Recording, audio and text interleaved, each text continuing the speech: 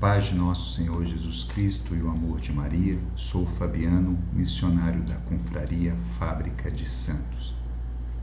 E esse vídeo é para te ensinar 3 coisas que você precisa olhar para saber se você está rezando certo ou se você está rezando errado. Esse canal são para as pessoas que querem ter uma transformação verdadeira e profunda da sua personalidade, que querem amadurecer emocionalmente, crescer na espiritualidade, se transformar em pessoas novas, em pessoas diferentes, através da prática do catolicismo, superar todas as dificuldades emocionais, ter uma vida plena, ter uma vida em abundância, encontrar em Jesus a verdadeira felicidade e ter com Ele, com nosso Senhor, uma amizade profunda. Então, se você é uma dessas pessoas, assista esse vídeo até o fim. Então, para eu saber se eu estou rezando certo ou se eu estou rezando errado, eu preciso estar de olho em 3 coisas. A primeira coisa é no propósito. Quando a gente reza certo, Deus vai nos dando um propósito na vida, um objetivo principal. É claro que nesse objetivo principal, a raiz dele, a essência dele, é o próprio fato de sermos santos. Esse é o objetivo principal da nossa vida. E ser santo significa se tornar gradativamente semelhante ao nosso Senhor Jesus Cristo. E dentro desse projeto, Deus vai revelando aos poucos a nossa vocação.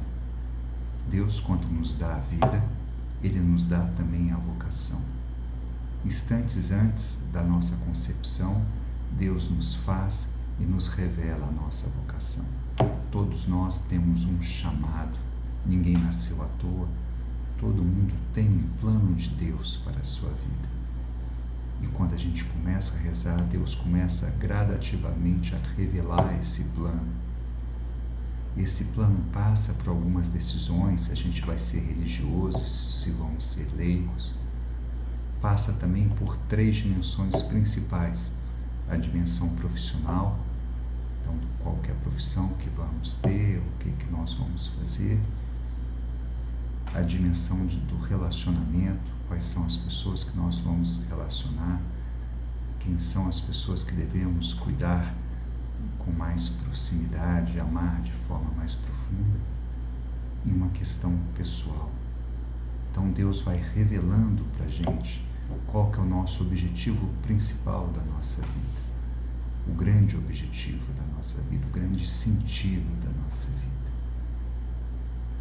E a partir disso, Ele vai nos mover em direção a esse sentido. E aí, nós começamos a entender que existem certos comportamentos, certas atitudes habituais, constantes, que nós chamamos de hábitos, que são as virtudes. As virtudes são todos os hábitos que me levam a conquistar o meu objetivo principal. E os vícios são também hábitos, mas que me impedem de alcançar o meu objetivo principal.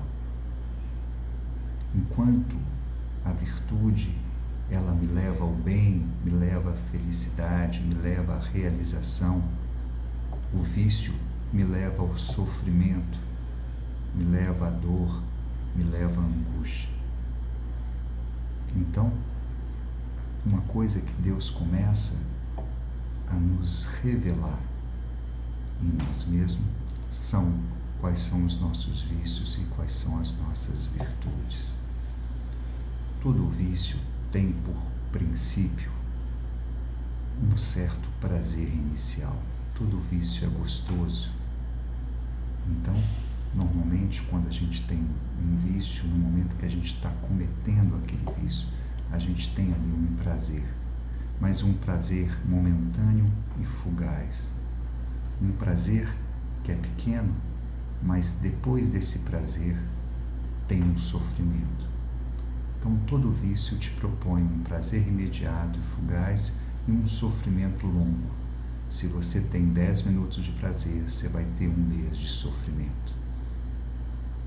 É por isso que o vício sempre nos captura, porque nos faz ficar escravos desse prazer.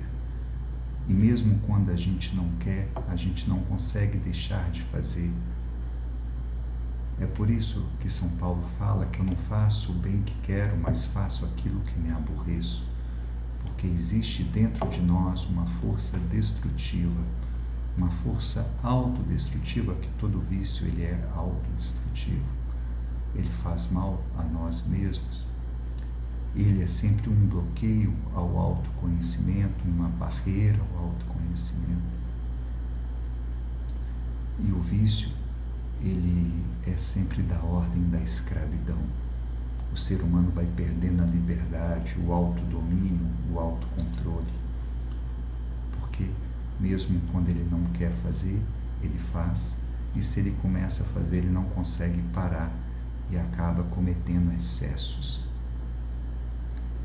Já a virtude é o contrário. Toda virtude tem como origem o sofrimento, uma contração. Toda virtude tem como origem um certo desejo, um certo anseio, um certo apetite para alguma coisa, e que você vai refrear esse apetite. E isso vai ser uma experiência de dor. Mas essa dor, que é uma dor momentânea e pequena, terá como consequência a felicidade, a realização, a alegria. Então, em oposição ao vício, a virtude começa com uma dor, com um sofrimento, e depois ela gera uma alegria. E ao contrário do vício também, toda virtude dá origem à liberdade, porque a virtude, ela é sempre da ordem da liberdade. E a liberdade eu conquisto quando eu tenho o desejo de fazer alguma coisa, mas mesmo assim eu não faço, porque eu sou livre para decidir o que eu quero, apesar dos meus apetites. E já o vício não. O vício, você é escravo dos seus apetites, você é escravo dos seus desejos. Eu vou dar aqui alguns exemplos. Vou falar do exemplo da raiva, que é da ira, que é um vício que cabe bem aqui para entendermos isso. Então, no vício da ira, quando eu estou com raiva, eu xingo, eu bato, eu fico emburrado, eu esbravejo, eu sou grosseiro, né? E ali eu solto aquilo para fora, e no momento que eu solto aquilo para fora, eu tenho um momento de prazer, porque é gostoso, né? Me ali dá um alívio, ufa, que bom, xinguei, me aliviei. Mas esse alívio, esse prazer ali, ele é momentâneo, porque depois daquele prazer vem todo um sofrimento. Você se sente envergonhado pelo que você fez, você se sente culpado, as pessoas que você foi grosseiro começam a ter com você uma relação ruim, você começa a ter uma série de dificuldades, de sofrimento por causa daquele vício. E muitas vezes, por mais que você não queira fazer, você faz, e quando você começa a fazer, você não consegue parar, porque o vício, ele sempre dessa ordem da escravidão. Um outro exemplo, o vício da gula. Quando a pessoa começa a comer, ela não consegue parar, ela fala que não vai comer, tem uma decisão de não comer, e mesmo assim ela come. E todo vício é da ordem do exagero, então ela começa a comer de forma exagerada, e claro que no momento que ela está comendo ali, ela tem prazer, mas depois ela vai ter 1 mês de sofrimento, porque aquela alimentação que foi de forma exagerada vai gerar uma série de problemas, a pessoa vai engordar, vai ter problema de saúde, ela vai ter uma série de dificuldades devido ao vício que ela tem, a gula que ela tem. E ali ela vai, no longo prazo, se destruindo. Ao contrário, uma virtude, a virtude sempre parte do autodomínio. Então, quando eu estou com raiva, quando eu estou nervoso, eu consigo me controlar, e naquele momento eu sinto uma dor, um sofrimento, porque eu preciso me conter, é sempre uma retenção. É a razão retendo o apetite. Então ali eu fico angustiado, às vezes, com o sofrimento, mas porque eu consegui ficar com raiva e conter a minha raiva e não xingar e não ser grosseiro, a partir dali eu consigo deixar a raiva baixar, porque a raiva é sempre oposta à inteligência. Todo ser humano que está com muita raiva é burro. Então, é por isso que o vício é sempre uma burrice, né? Porque você está com raiva e faz um monte de tolice, conduzido pela raiva. Mas, na virtude, o oposto da ira é a mansidão.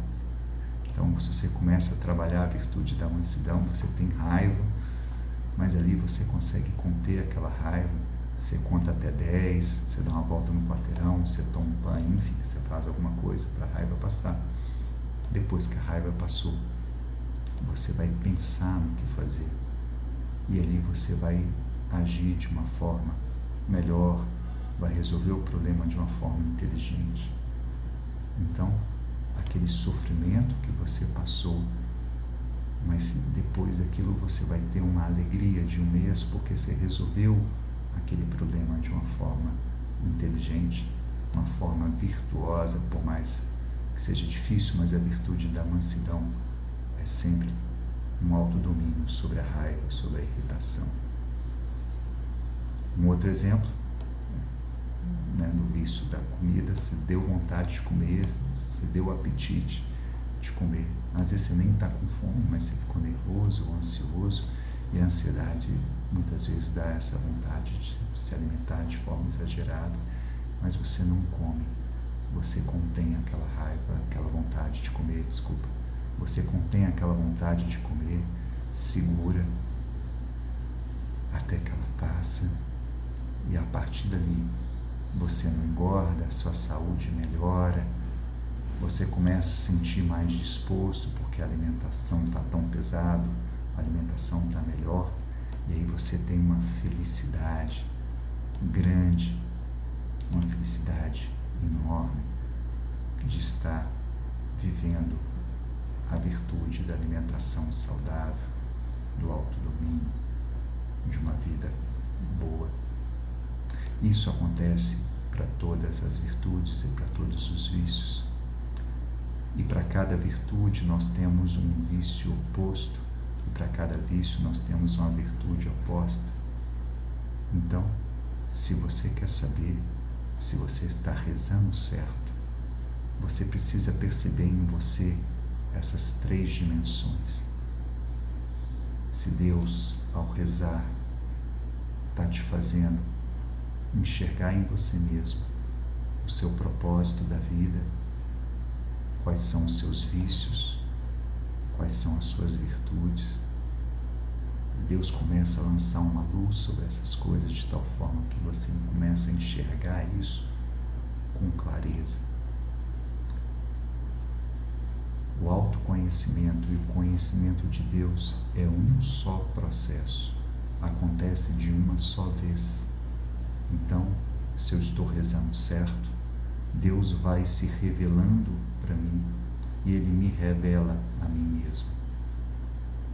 Esse é um ponto central para o discernimento, para você saber se sua oração está certa ou se sua oração está errada.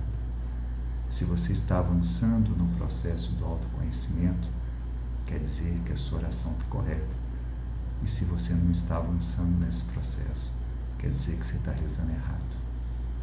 Isso é uma coisa bem simples de você olhar para si mesmo, conquistar isso e aprender isso. Os vícios, temos os 7 vícios, que são os 7 pecados capitais, que são os pai de todos os outros vícios, mas são milhares de vícios, são incontáveis os vícios. Mas temos na vaidade, na ira, na ganância, na inveja, na luxúria, na preguiça, os vícios principais, os vícios mais importantes, E temos nas virtudes, as virtudes teologais, fé, esperança, caridade. Temos as virtudes cardeais, a prudência, a justiça, a fortaleza e a temperança. Então, basicamente, Deus vai te mostrando quais desses vícios você tem na sua vida e na sua história, quais dessas virtudes você tem na sua vida e na sua história. E aí começa o princípio de tudo. Primeiro é o processo de purificação.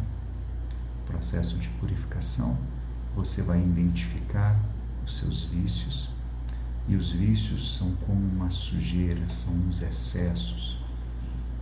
Então, o processo de purificação é semelhante a um processo de um artista que pega uma pedra ou uma madeira e vai lapidando essa madeira, vai tirando ali os excessos até deixar ali a essência, a obra de arte. E assim Deus vai fazendo conosco, Ele vai tirando, Ele vai lavando, Ele vai purificando, Ele vai eliminando de nós os nossos pecados, os nossos defeitos, os nossos vícios. E a gente vê isso acontecendo. E é tão gostoso quando a gente percebe que nós vencemos um vício. É uma liberdade, um crescimento estrondoso. Por outro lado, então, é esse processo de purificação, que Deus vai tirando a sujeira de nós, da nossa alma. E por um outro lado, a gente tem um processo de ascese, que Deus vai... É diferente, a ascese é como se Deus pintasse, Ele é um pintor que vai pintando na nossa alma, né? Ele vai nos dando as virtudes, os dons, os carismas, coisas que a gente não fazia antes, qualidades que a gente não tinha antes, a gente passa a ter. E sempre é nessa ordem, começa com as primeiras virtudes: fé, esperança, caridade, prudência, justiça, fortaleza, temperança. E a gente começa a crescer, a evoluir, a melhorar nessas questões. E é fantástico quando a gente começa a ver isso na gente mesmo. E é uma alegria imensa quando a gente vê as virtudes crescendo em nós. Então, se você vê que seus vícios estão diminuindo, se você vê que as suas virtudes estão aumentando, você está no caminho certo, você está rezando do jeito certo. Esse é o primeiro ponto, é um discernimento maior para a gente saber o verdadeiro caminho da oração. E toda oração tem como consequência nos tornarmos mais semelhantes ao nosso Senhor Jesus Cristo. E Deus nunca erra. Deus sempre faz a obra de transformação na vida de quem reza. Se você reza e sua alma não está sendo transformada, é você que está rezando errado.